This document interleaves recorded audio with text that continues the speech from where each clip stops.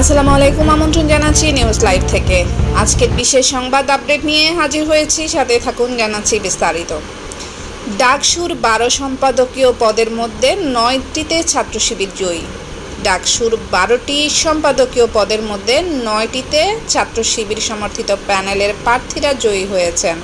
বাকি 3টি পদে স্বতন্ত্র প্রার্থীরা জয়ী হয়েছেন। বিপি, জিএস, এজিএস সহ ডাকসুতে পদ আছে 28টি, এর মধ্যে সদস্য পদ 13টি।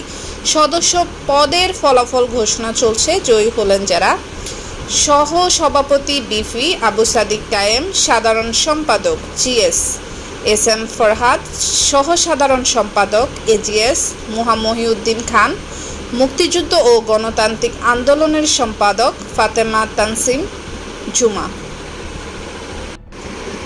বিজ্ঞান ও প্রযুক্তি সম্পাদক Iqbal Haider, common room, reading room ও ক্যাফেটেরিয়া সম্পাদক উম্মে সালমা, আন্তর্জাতিক সম্পাদক জসিমউদ্দিন খান, সাহিত্য ও সংস্কৃতি সম্পাদক মুসাদ্দিক আলী ইবনে মোহাম্মদ স্বতন্ত্র থেকে দাঁড়িয়েছেন।